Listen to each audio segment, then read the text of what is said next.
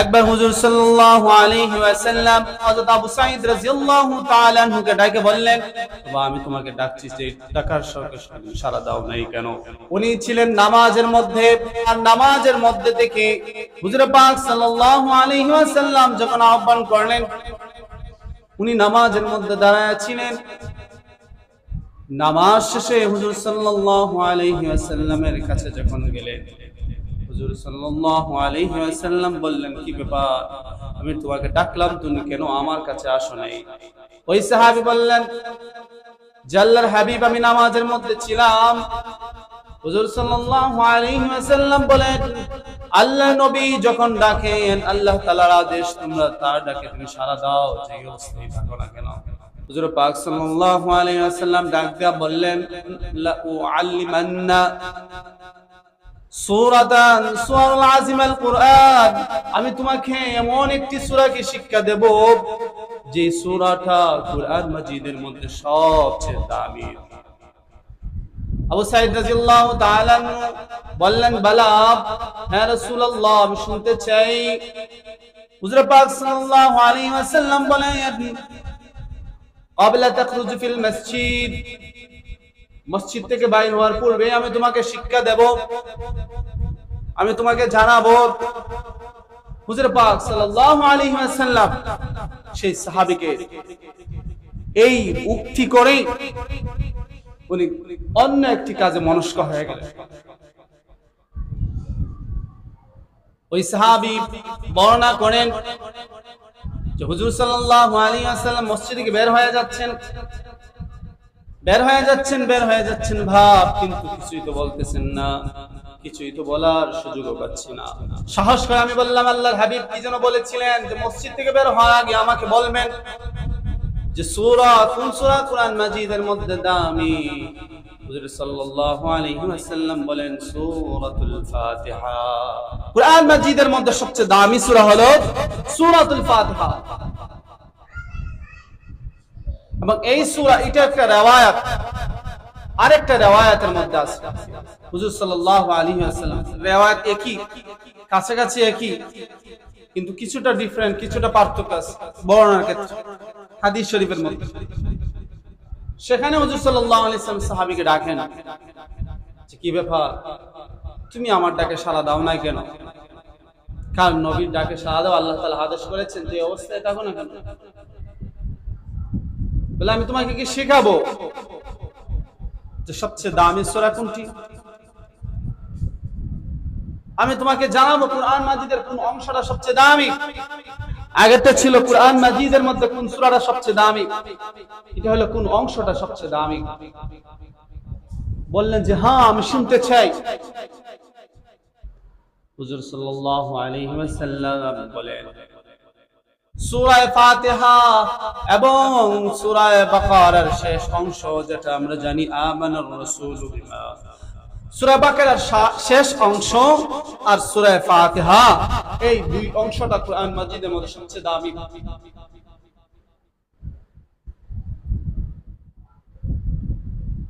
শুধু এই অংশটা হাদিস শরীফের মধ্যে আরো বর্ণিত আছে। এজন্য এই সূরাটা অত্যন্ত দামি, সবচেয়ে মূল্যবান সূরা, সবচেয়ে সহজ করে দিয়েছে। অথচ সেই সূরাটা সহিহ শুদ্ধ করে আমরা বলতে জানি না, বলতে পারি না। এই সূরার মধ্যে আল্লাহ রাব্বুল আলামিন শিফা রেখেছেন। এই সূরার মধ্যে আল্লাহ রাব্বুল আলামিন তার ওয়াহদাতের কথা আলোচনা করেছেন। এই সূরার মধ্যে আল্লাহ রাব্বুল আলামিন দোয়া রেখেছেন। এই সূরার মধ্যে আল্লাহ রাব্বুল আলামিন বান্দার কাছে চাহেল করা শিখিয়েছেন, আল্লাহর কাছে সওয়াল করা শিখিয়েছেন, চাওয়া শিখিয়েছেন। এই সূরার মধ্যে আল্লাহ রাব্বুল আলামিন বান্দা এবং আল্লাহর কথোপকথনের মাধ্যম শিখিয়েছেন। এই সূরার মধ্যে আল্লাহ রাব্বুল আলামিন বান্দাকে প্রশংসা করা শিখিয়ে দিয়েছেন। এই সূরা হলো উম্মুস সূরা, অন্যান্য সূরার মা বলা হয়েছে। এই সূরার যে প্রথম অংশ আল হামদ, এটা হলো একটা বিশেষ শব্দ, যেটা আমরা ইংলিশে নাউন মনে করি। তো নাউনের কোনো পাস্ট টেন্স নাই, প্রেজেন্ট নাই, ফিউচার নাই। যেমন আল হামদ, আল্লাহ তাআলা মাদাহাকাল্লাহ শুকরাকাল্লাহ এই কথা উল্লেখ করেন নাই, কারণ সেটা ফার্স্ট টেন্স, সেটা অতীতকাল। আল্লাহ তাআলা এমন একটা শব্দ দিয়ে শুরু করেছেন আলহামদ, সমস্ত প্রশংসা, অর্থাৎ যেই নাউনের কোনো সাবজেক্ট নাই, কোনো ফাইল নাই, কোনো কর্তা নাই, অর্থাৎ আল্লাহ তাআলা বান্দা আল্লাহ তাআলা প্রশংসা করবে, সেই কর্তৃত্ব আল্লাহ তাআলা বান্দাকে দেন নাই, বরং আল্লাহ তাআলা নিজে নিজেই প্রশংসিত। যেই বান্দা প্রশংসা করবে সে কামিয়াব, যারা প্রশংসা করবে না তারা ক্ষতিগ্রস্তের মধ্যে। আল্লাহ তাআলা প্রশংসা পাওয়ার স্বয়ং সম্পূর্ণ, এজন্য আল্লাহ তাআলা আলহামদ দিয়ে শুরু করেছে। আল্লাহ তাআলা প্রশংসা শিখিয়ে দিয়েছে। একবার হযরত জিবরাইল আলাইহিস সালাম জিবরাইল আলাইহিস সালাম আলা দুনিয়া, জিবরাইল আলাইহিস সালাম দুনিয়ার মধ্যে প্রেরণ হয়েছেন। হুজুর পাক সাল্লাল্লাহু আলাইহি ওয়াসাল্লাম আর জিবরাইল আলাইহিস সালাম কাছাকাছি বসা, হঠাৎ আসমানের মধ্যে প্রকণ্ঠ আওয়াজ হয়ে উঠল। জিবরাইল আলাইহিস সালাম আকাশের দিকে তাকাইলেন আর হুজুর পাক সাল্লাল্লাহু আলাইহি ওয়াসাল্লামকে বললেন, আপনি কি জানেন এই আওয়াজটা কোথা থেকে এসেছে? আপনি কি জানেন সেই আওয়াজটা কেন হয়েছে? যে আওয়াজের কারণে জমিনটাও কাঁপা উঠছে, আসমানও কাঁপা উঠছে। হযরত জিবরাইল আলাইহিস সালাম নিজেই উত্তর দেন, আসমানের মধ্যে দরওয়াজা একটি খুলে দেওয়া হয়েছে, বাবুল আসমান ইফতাহু ফাতহাল ইয়াউম লাম্মা ফুতিহাত। পূর্বে কখনো সেই দরজা খোলা হয় নাই, আজকের দিনে খোলা হয়েছে। সেই দরওয়াজা দিয়ে দুইজন ফেরেশতা এসেছে, নাযলাতুল মালায়েকা, নাযলাতুল মালায়েকা দুইজন ফেরেশতা অবতীর্ণ হয়েছেন। লাম নাযলাতুল মালায়েকাতুল ইয়াউম, আজকের পূর্বে তারা কখনো সেই দরজা নাজিল হন নাই, এবং ভবিষ্যতে সেই দরওয়াজা দিয়ে আর কোনো ফেরেশতা নাজিল হবেন না। অতীতেও নাজিল হয় নাই, ভবিষ্যতেও নাজিল হবে না। সেই দরওয়াজা শুধু আজকের জন্য খোলা হয়েছে, ভবিষ্যতেও খোলা হবে না, অতীতেও খোলা হয় নাই। সেই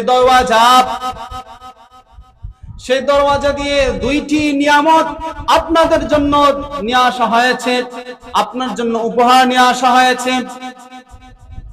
সেই দুইটি হলো সূরাতুল ফাতিহা আর সূরা বাকারার শেষ অংশ, আমানার রাসূলু বিমা উনজিলা ইলাইহি। এর জন্য আল্লাহ তাআলা দুইটা মহা পুরস্কার, একটা হলো সূরা ফাতিহা আর একটা হলো আমানার রাসূল, অর্থাৎ সূরা বাকারার শেষ দুই আয়াত। এই দুইটা অংশ আল্লাহ তাআলা আমাদের জন্য উপহার দিয়েছে। আরেকটা হাদিসের মধ্যে বর্ণিত আছে, হুজুর পাক সাল্লাল্লাহু আলাইহি ওয়াসাল্লাম বলেন কুরআন মাজিদের মধ্যে জানো কি সবচেয়ে দামি অংশ কোনটি? সাহাবা আজমাইনগণ বললেন, আপনি বলুন। হুজুর সাল্লাল্লাহু আলাইহি ওয়াসাল্লাম বলেন, সূরা ফাতিহা এবং আয়াতুল কুরসি। সূরা ফাতিহা এবং আয়াতুল কুরসি, এই আয়াতগুলো কেন এত দামি হলো? কারণ সেই আয়াতগুলোর মধ্যে আল্লাহ তাআলা ওয়াহদাতের পরিচয়, আল্লাহ তাআলা একত্ববাদের পরিচয়, আল্লাহ তাআলা সেটা পছন্দ করেন। বান্দা যখন আল্লাহর একত্ববাদের আলোচনা, সেটা আল্লাহ তাআলা খুব পছন্দ করেন। এর চেয়ে অন্য কোনো আমল আল্লাহ তাআলার কাছে এত বেশি পছন্দনীয় না যতটা পছন্দনীয় বান্দা যখন আল্লাহর ওয়াহদাত সম্পর্কে আলোচনা, আল্লাহর কুদরত সম্পর্কে যখন আলোচনা। হুজুর পাক সাল্লাল্লাহু আলাইহি ওয়াসাল্লাম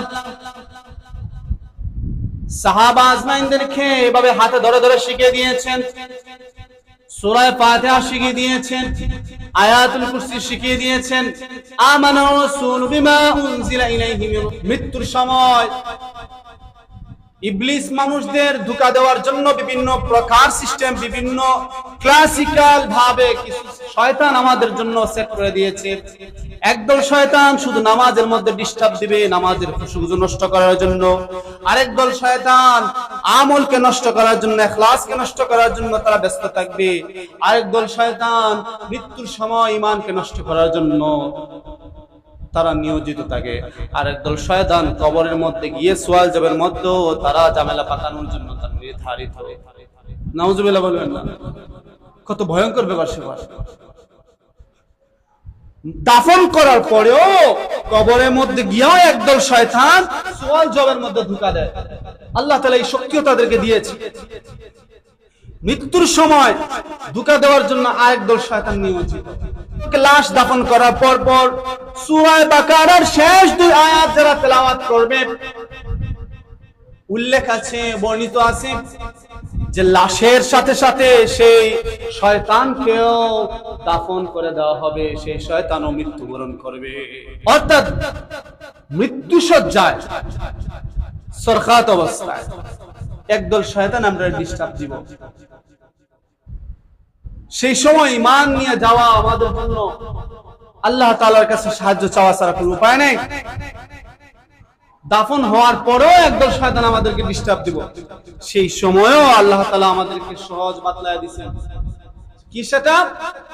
যে আমানা রাসূল, সূরা বাকারা শেষ 2 আয়াত তেলাওয়াত করার সাথে সাথে তখন যেই শয়তানটার নাম আমার জেহনে আসতেছে না, যারা নামাজে ডিস্টার্ব দেয়, এই শয়তানের একটা নাম আছে, নামটা আমার জেহনে আসতেছে না। কবরে যারা শয়তান যারা ধোঁকা দিবে তাদের একটা নাম আছে। তো ওই শয়তান যখন ধোঁকা দিতে চাইবে তখন ওই আয়াতটা পাঠ করার সাথে সাথে ওই শয়তানটা দাফন হয়ে যাবে, সেও মৃত্যুবরণ করবে। তাহলে কি এই আয়াত কি আমাদের জন্য শিক্ষা ছোটখাটো বিষয় না অনেক বড় বিষয়? অনেক বড় বিষয়। ও আল্লাহর বান্দা, আল্লাহর গোলাম, কপাল পুরা আমাদের যারা কোরআন তেলাওয়াত জানি না, আমরা না জানি কত বড় কপাল পুরা, যারা কোরআন শরীফ সহি শুদ্ধ করতে জানি না, সহি শুদ্ধ করে জানার চেষ্টাও করি না। সেই কোরআন তেলাওয়াত মাস বছর চলে যায়, সেই কোরআন একবার হাতে দিয়ে উঠে দেখি না। অথচ কিয়ামতের ময়দানে আল্লাহর হাবিব সাল্লাল্লাহু আলাইহি ওয়াসাল্লাম বলেন, কিয়ামতের ময়দানে কোরআন মাজিদের চেয়ে বড় কোনো সুপারিশকারী আর কেউ হবে না।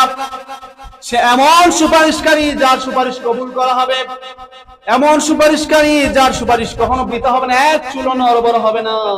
একদল মানুষকে কোরআন জান্নাত নিয়ে যাইবে, আরেকদল মানুষকে কোরআন মাজিদ জাহান্নামের মধ্যে নিয়ে যাইবে। আমাদের তো বুঝতে পারি না কাদেরকে জান্নাতে নিবে, তাহলে জাহান্নামে নিবে কাদের, সেটাও তো আর স্পষ্ট না। কি বুঝেন নাই মনে আমার কথা? এজন্য কোরআন মাজিদ অর্থ বুঝে হোক না বুঝে হোক, কোরআন শরীফ আহলে সুন্নাত ওয়াল জামাতের আকীদা। অনেকে বলে যে কোরআন মাজিদ অর্থ সহ পড়া ওয়াজিব, এগুলো ভ্রান্ত আকীদা।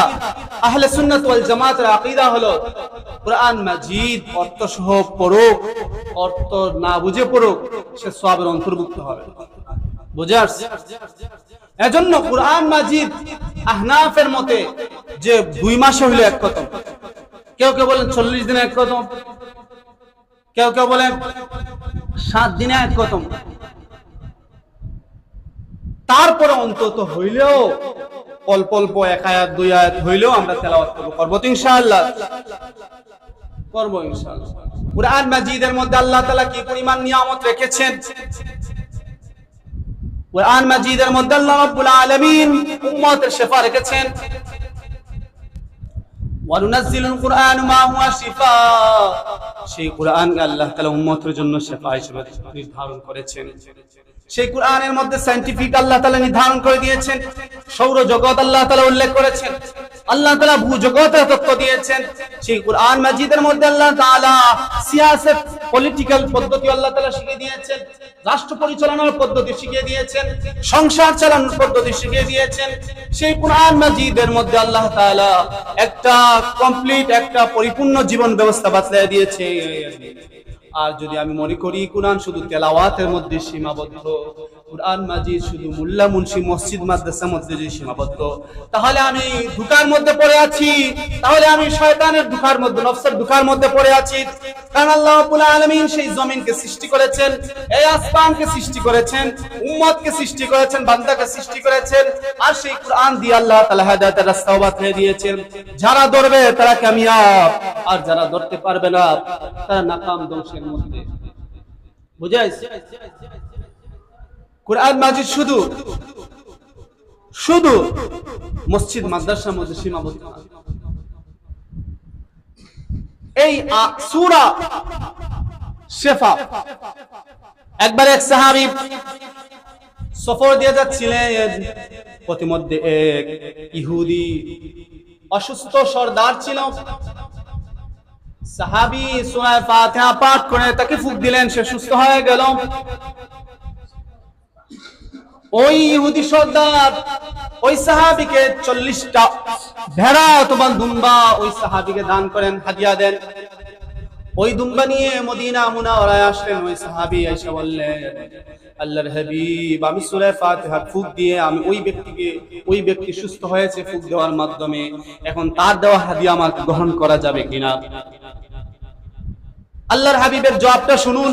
আল্লাহর হাবিব সাল্লাল্লাহু আলাইহি ওয়াসাল্লাম বলেন, তুমিও খাও এবং তার কিছু অংশ আমাকেও দাও।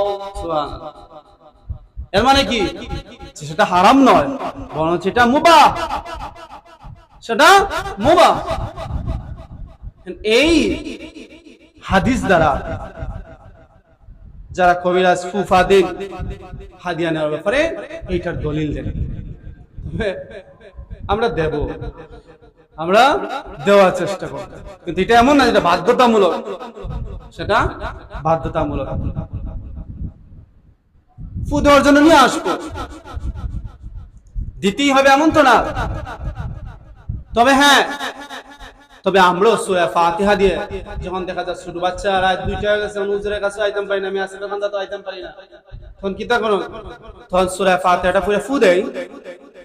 একজন অসুস্থ সূরা ফাতিহা পুরো ফু দেই। একজন মানুষ কষ্টের মধ্যে আছে, তারা সূরা ফাতিহা পুরো ফু দেই। এটা তো একবারে সহজ, এটা তো কঠিন নয়। আল্লাহ তাআলা এটাকে সহজ করে দিয়েছে। এজন্য সূরা ফাতিহা আমরা শিখার চেষ্টা করব সহি শুদ্ধভাবে। এই সূরা ফাতিহা আলহামদু দিয়ে শুরু। এই সূরা ফাতিহার যে প্রথম শব্দটা প্রশংসা দিয়ে, আলহামদুর দুইটা ব্যাখ্যা। একটা হলো যে প্রশংসা, আরেকটা হলো যে কৃতজ্ঞতা, ধন্যবাদ। একটা হলো মাদাহ, একটা হলো শুকর। মাদাহ বলা হয় কোন জিনিস উপকার করুক না করুক তার প্রশংসা করা।